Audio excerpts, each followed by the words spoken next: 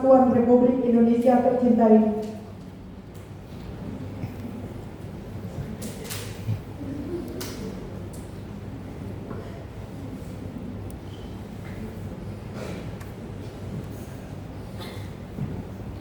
Sejak 4 Maret lalu, saya tidak bisa berkumpul lagi dengan anak-anak saya, tidak bisa menjalankan ibadah puasa bersama-sama, dan juga hari raya Idul Fitri bersama-sama seperti layaknya umat muslim pada umumnya.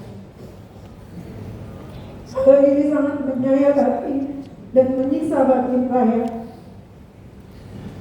Teruntuk ketiga anakku,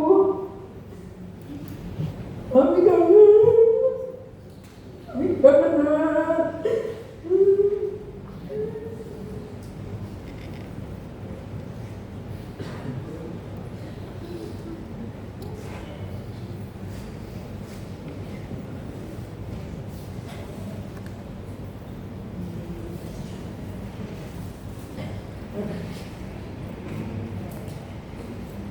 Yang sabar ya nak, dan jangan lupa selalu mendoakan kami yang saat ini masih berjuang untuk tetap teguh memegang kebenaran.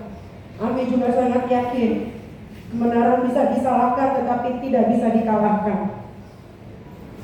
Pasti tak lama lagi Allah Subhanahu wa Ta'ala yang Maha segalanya akan segera mengungkap semua hak yang benar dan semua yang batil.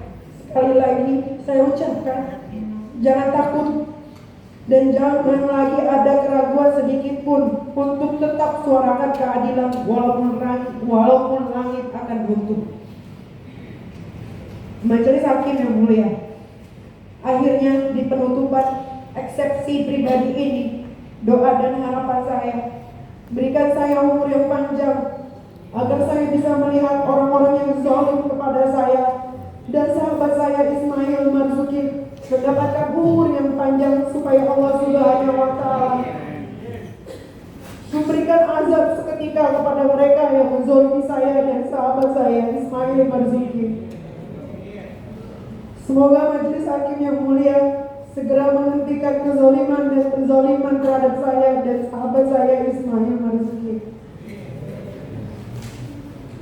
Semoga Majelis Hakim yang mulia diberikan kekuatan oleh Allah Subhanahu wa Ta'ala untuk menegakkan keadilan dan melenyapkan kezaliman, serta menjadi garda terdepan dalam menjaga tatanan hukum di Indonesia agar tidak dirusak oleh mafia hukum dan mafia skincare maupun manapun, serta menumbangkan semua tirai kezaliman.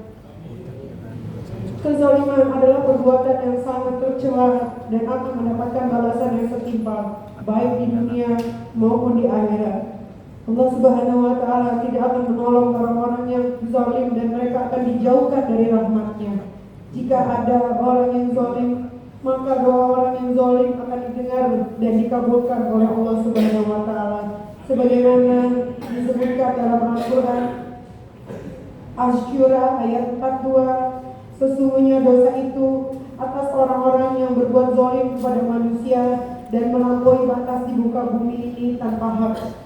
Mereka itu mendapatkan azab yang pedih. Hud ayat 113, dan janganlah kamu cenderung kepada orang-orang yang zalim yang menyebabkan kamu disentuh api neraka, sedang kamu sekali-sekali tidak mempunyai seseorang penolong pun selain dari Allah. Kemudian kamu tidak akan diberi pertolongan. An-Nisa ayat 168. Sesungguhnya orang-orang yang berbuat zalim Allah tidak akan mengampuni mereka dan tidak pula akan menunjukkan jalan kepada mereka.